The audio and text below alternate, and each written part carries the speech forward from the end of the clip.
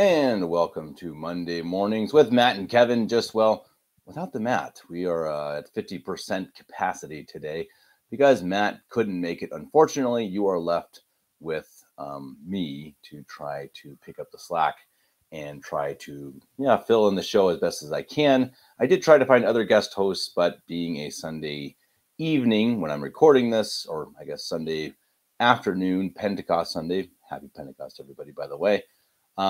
Didn't work out. So here I am going solo. I didn't want to leave you all without a show, so I figured I'd give you some of my own 2 cents. And on video, I'm going to try even something a little bit new, semi-new. I did this with Mario Dirksen of Nova Sort of Watch a few weeks ago and trying to do a little bit of screen capture. And in one of the conversations I want to have, I guess it's not a conversation if I'm talking to a computer screen, but you guys get what I'm trying to say here. Anyway, I hope. So the topics I kind of wanted to brush on. There was actually a different topic I wanted to talk about, but one of the guys I reached out to couldn't make it today, but he really wanted to talk about this certain topic that I was actually most excited about. So we're going to save that for maybe sometime this week to record that separately. And so I'm kind of winging it a bit. So one of the original topics I wanted to discuss is the boycotting going on right now in the States. And I know everyone knows all about it. Bud Light, Target, I think it's even now Miller Lite because they had a crazy commercial as well. And the LA Dodgers might be next, though. Obviously, that's a bit different because it's a much smaller market, I suppose. Or I mean, it's a different type of issue that you can't just boycott the Dodgers if you live in Pennsylvania or something. But anyway, I think you're starting to see people kind of stand up and say, hey, we're not going to do this. And it's working. And this is really interesting. And anyone who watches the show knows this is a topic that I've discussed ad nauseum about why I think it's so important for us to stand up for our beliefs and to boycott different companies and different materials or whatever. And I think that's, again, it's something that people just say, yeah, it's never going to work. Why do it? There's no sense in it. And wrong. Here, let's see if I can manage to pull this up on the screen, because I want to show you exactly why, or one of the reasons why we absolutely should boycott. Now, this is according to New York Post. I hope you guys are all seeing this. Target has lost $9 billion in market value since angry social media users called for a boycott of the Minneapolis-based retailer over its rollout of the quote-unquote Pride collection featuring LGBTQ-friendly clothing for children. Now, the New York Post doesn't go on to say that I have seen at least rumors that the designer is a public Satanist who has also designed many, or maybe not many, but at least some clothing. See, I don't know the words for this type of conversation. Clothing outreach. What is it called? The lines, clothing line. Thank you, Kevin. These lines of clothes, and they were satanic. Like they actually had like satanic images of goat heads. I mean, like crazy stuff. And this guy apparently got hired by Target to go and design LGBTQ material for children. Yeah, it's that disgusting and perverted and gross. And so, fortunately, people, especially in the South, good question why, are standing up and saying enough of this. And apparently, Target said on Tuesday it was removing some items from its stores. This is again the New York Post, and making other changes to its LGBTQ plus merchandise nationwide ahead of Pride Month after intense backlash from some customers who confronted workers and tipped over displays. Quote, since introducing this year's collection, we've experienced threats impacting our team members' sense of safety and well-being while at work, Target said in a statement on Tuesday.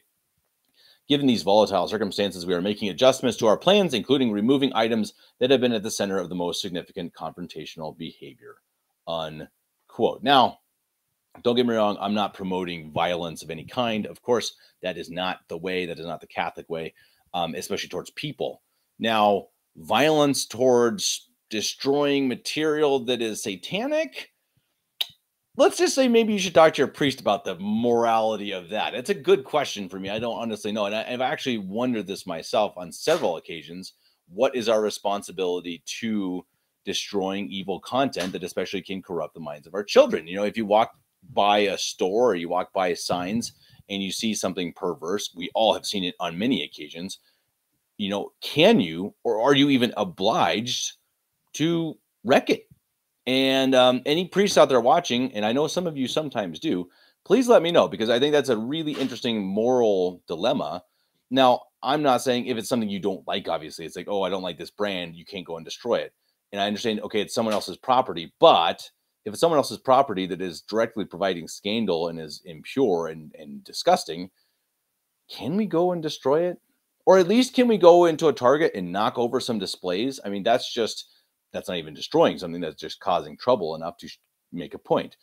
Again, I'm not saying that's the way to go, but the way to go for sure, without question, is to boycott. You just don't go to Target. Why would you go to Target? This is a company that openly promotes not just LGBTQ alphabet soup garbage, but they also hire Satanists. It's crazy. So what are we doing here? I mean, what's the purpose? Now, again, these things work. 9 billion in a week. That, I'm pretty sure, even for a company as big as Target, that stings a little bit. And there's proof that it's not just with Target. This is working with other companies. Again, the company that kind of began this entire renaissance of the idea of, oh my goodness, boycotts might actually work. Well, that was, of course, Bud Light. Now, Bud Light, or Anheuser-Busch, was, of course, as everyone knows in the US, one of the biggest, I think the biggest beer selling company in America, at least until recently. And they put out a just ridiculous campaign with a guy pretending to be a girl. Let's just say how it is. And it's again, it's perverted and gross and disgusting. And this is according to ABC News. Sales of Bud Light have recorded declines for 6 consecutive weeks after a product endorsement from Dylan Mulvaney, the transgender influencer, set off ire among many conservatives. Where are the numbers here? The most recent decline showed a deepening of losses after a drop of some 23% the week prior compared to a year ago, and roughly 7% year-over-year drop for the week ending in April 9th, soon after the boycott began. That's crazy. Ugh, I don't want to look at the pictures. Good grief. Looking through, I'm just trying to find some of the stats here.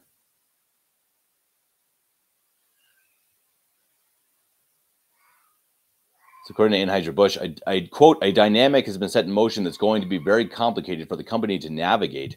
What stance could they take now that would make one side or the other say, oh, okay. Yeah, I don't know who that's from. I think it's from... Anyway, sorry. See, this is what... I'm learning something new, sharing these things and not having really read through them. First, I read through it a little bit, but not fully. You guys know how prepared I come into these shows.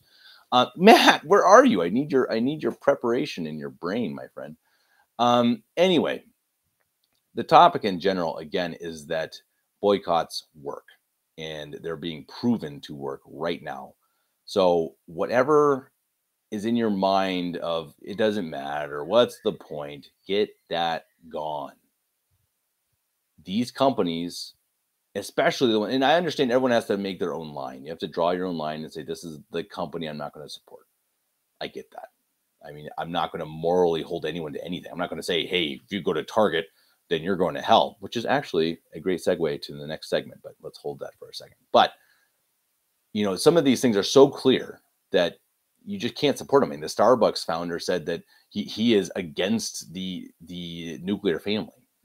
They're clearly against anything good or anything that society should be. And we see that with Target. They're trying to pervert our kids. These aren't even LGBTQ garbage for adults. It's for children. No, we can't support this. And I mean, you're pretending a man is a woman and then putting him on a beer can. Really? I mean, do they even understand? I mean, it's just mind-boggling. These people are, and I think it shows you, though, the good thing about all this is it shows you that the devil is brilliant. He's a fallen angel, obviously. But evil and sin makes you stupid. Makes you stupid. And you see these stupid decisions from businesses. Now, from these stupid decisions, we have to make them pay. We have to make them pay. And if we do, you're going to find a at least slightly better society. If we don't make them pay, then, well, they're just going to keep doing it. They're going to keep doing it over and over. Now, I think also that this whole transgender issue and all this stuff is a lot of it's trying to be a distraction. I think it's trying to separate Americans. It's trying to get us distracted away from the things that everyone would be really, upset about, like, the taxes, the money being sent to Ukraine, a president that has dementia. I mean, a lot of these things that are really disturbing for everybody, even the leftist lefty out there. So I think they're trying to make these the distractions. These are the big battles, that everyone's going to fight online and maybe even in person. And in the end, they're a tiny, tiny percentage of the actual what most people don't really even care. They should more, because this is evil and it shouldn't be allowed in our society, obviously. But I think it's a distraction too. But again, please boycott. Find a company or two or 10 or 100 and boycott them. Support people. Go and buy local, spend a little more money on something that's made by Bobby Joe down the street. Maybe it's not even as good.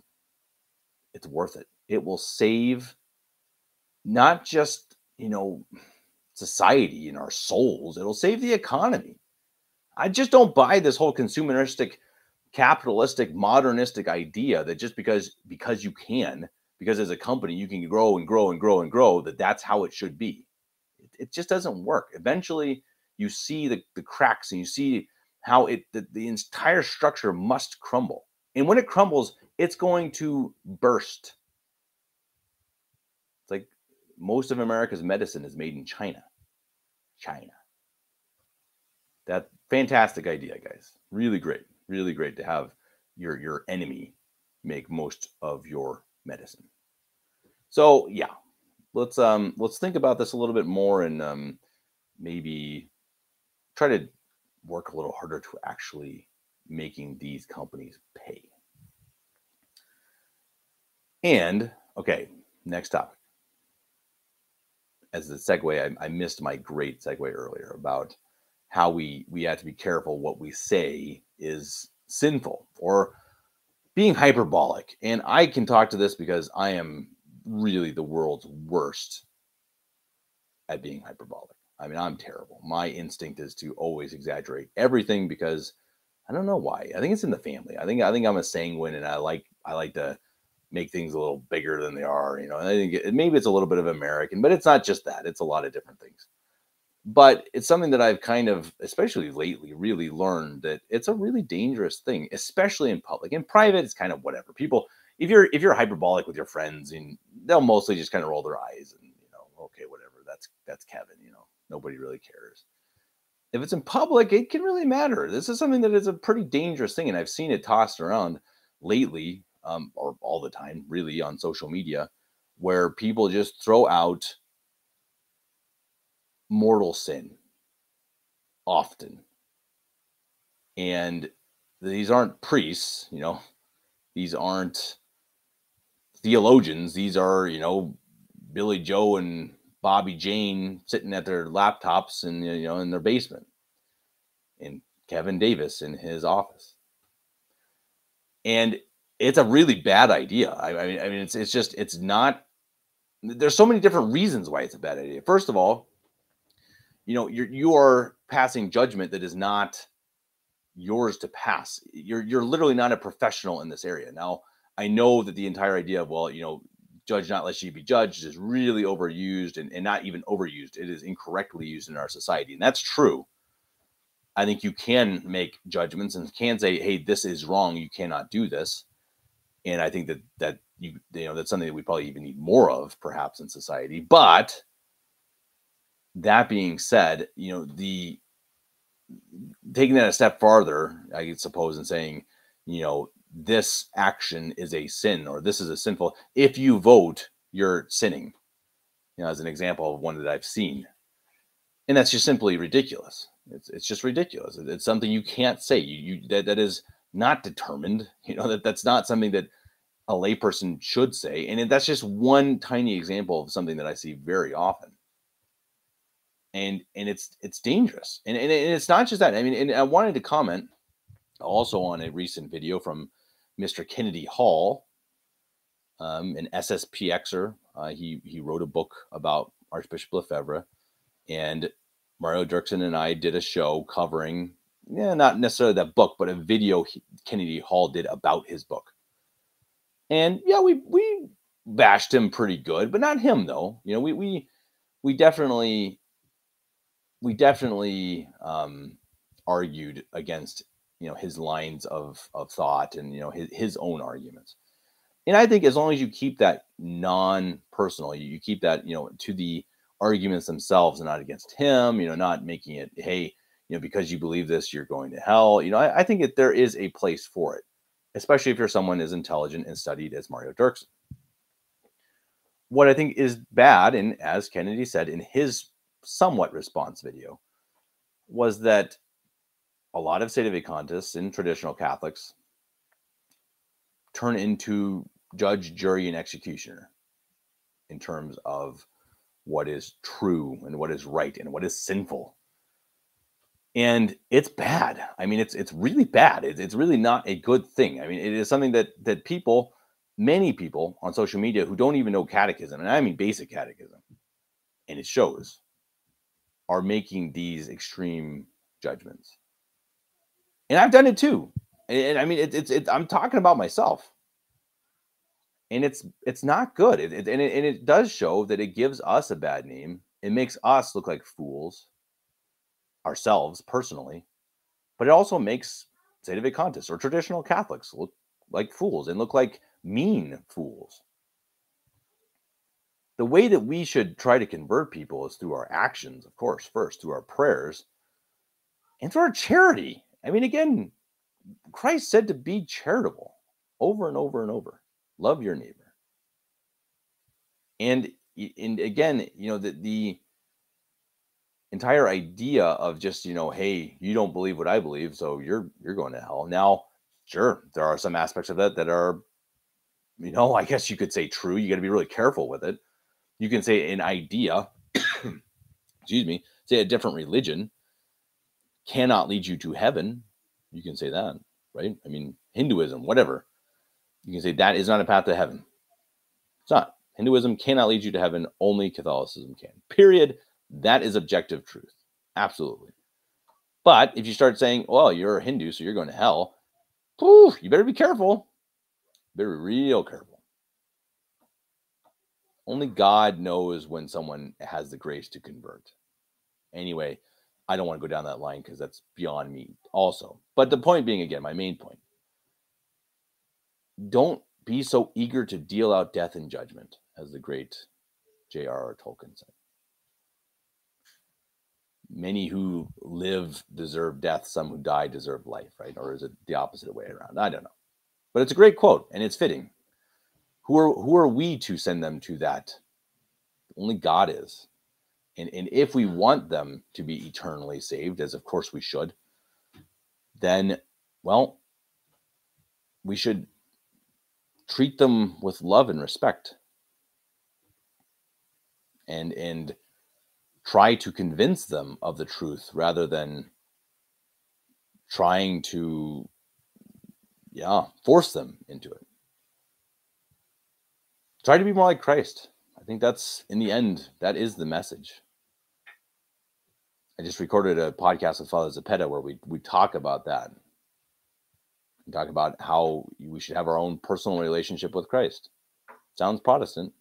It's not. It's a great idea. And I think if we try that ourselves, try to be more like him, hopefully we start acting more like him, and then we will bring more people to him.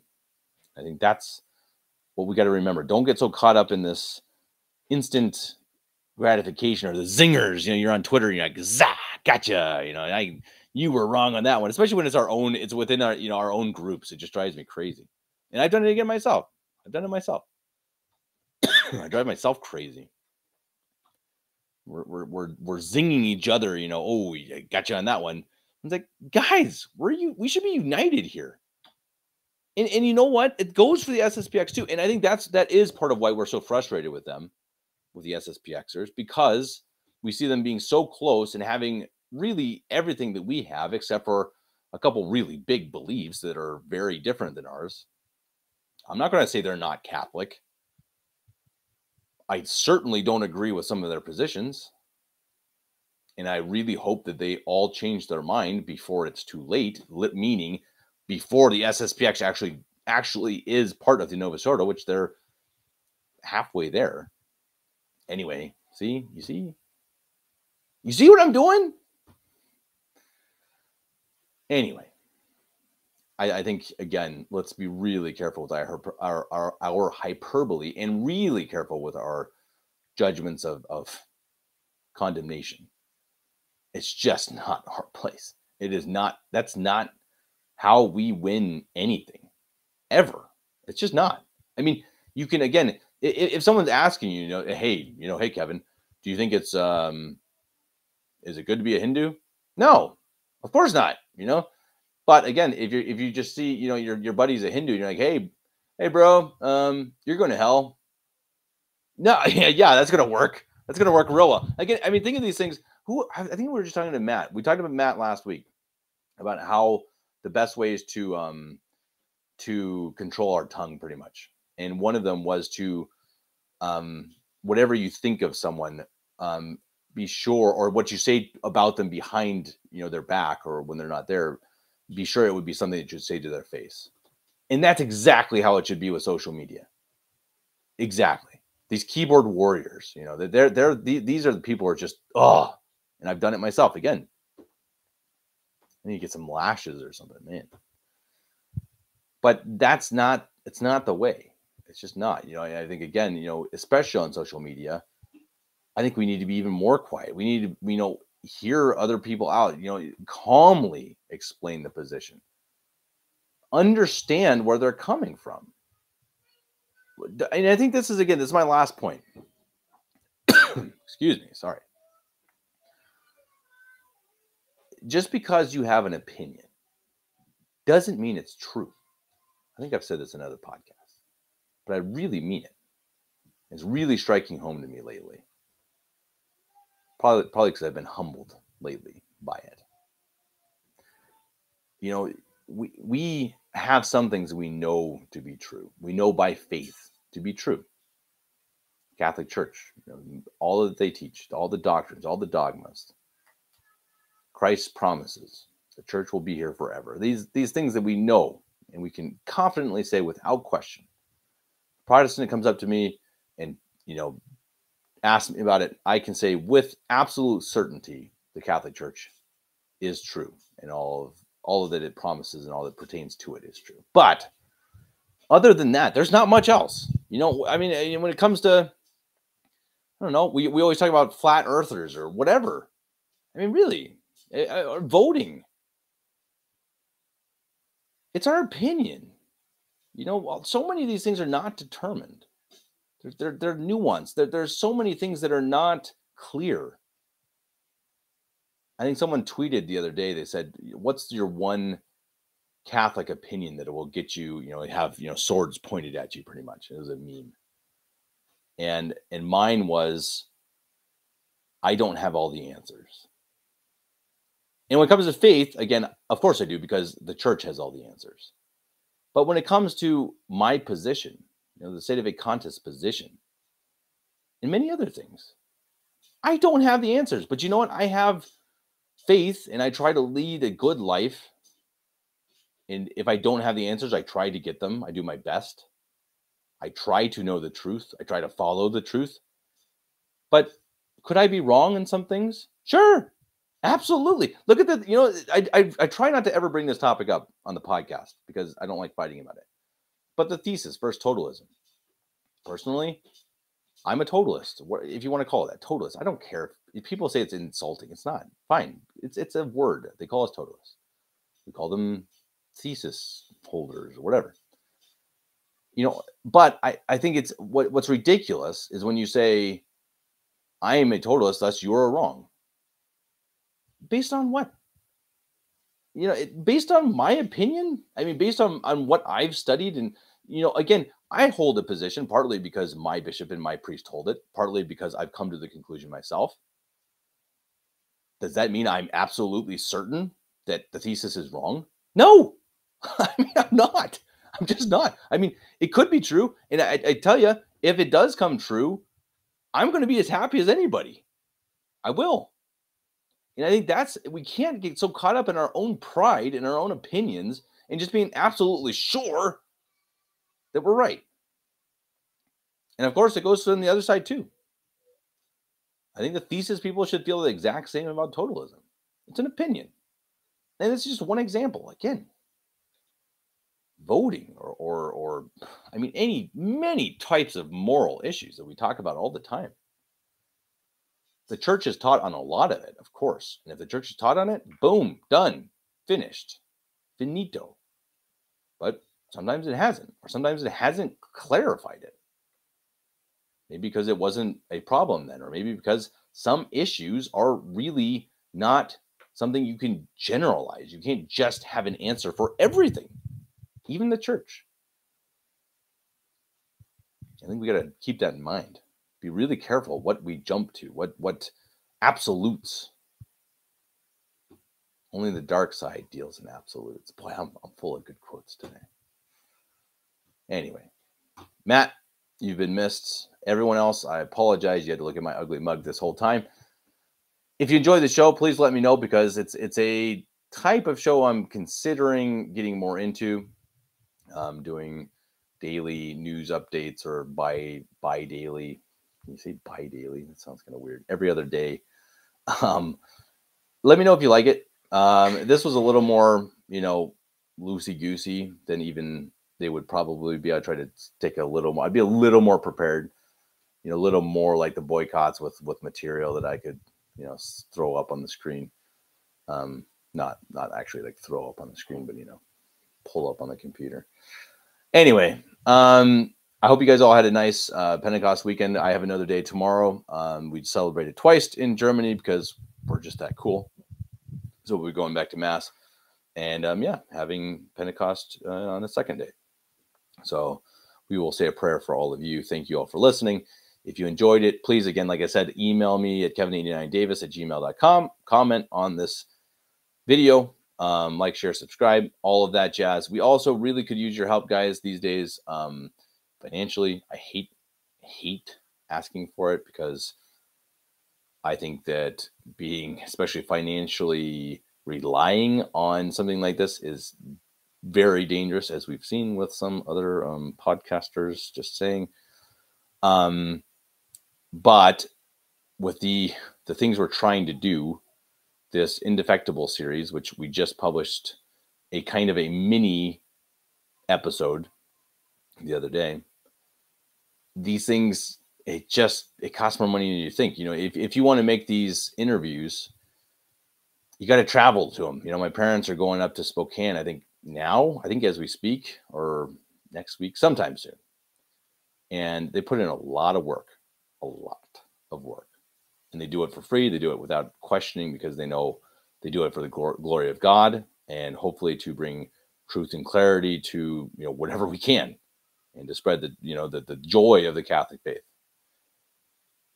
But if we're going to make this Indefectible as good as we want it to be, and it could be great. I mean, just looking at this last episode that my dad put together, this thing could be special, and it could really tell the story of what happened in a beautiful way. And I really mean it. That's not just being biased, because I haven't done actually that much of the work, because it's told through the stories of the people who actually experienced it. And there are some marvelous stories, just incredible, really incredible. But these stories are held by people who live in Boston, and they live in Arkansas, they live in Minnesota, in Ohio, and they live all over the place. And it's just not that easy. To interview people, you can't really do it online, because it just doesn't look good enough. We've tried it. You have to have a certain amount of professional equipment, or it just does not do the job. And so in order to do this well, which we want to do, if you're going to spend all the time to do this, you got to do it well. I mean, what's the point? You're going to spend hours and hours and hours, and you're doing it with garbage webcams, then you're just wasting your time, because people are going to watch the first 5 minutes and you're like, oh, wow, that's amateur hour. Now, are we going to be professional? No. But somewhere in between. And if we're going to get there, again, we really could use support. And I know people don't have much money. I know it. Trust me. In today's day and age, just shopping at the grocery store is absolutely obscene. And that's fine. I mean, truly, I understand it. But really, and I really mean this, if people gave us $1 a month, it would make a big difference. Really, go to Patreon, pledge $1 a month, $12 a year. That's it. $2 a month.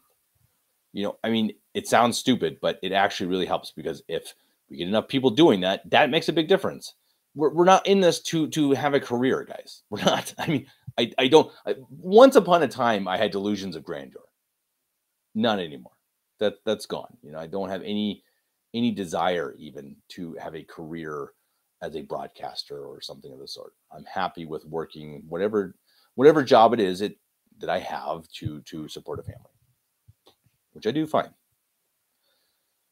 But sometimes projects just need a bit more money, because the projects are a bit more. This podcast does a lot of ad-libbing and loosey-goosey nonsense, and oftentimes it works great, and I'm really happy with what we do.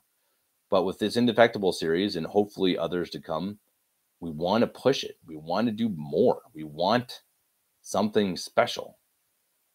And for that, we're going to need your help. So please go to Patreon, support us. $1 a month, I would be seriously happy with that.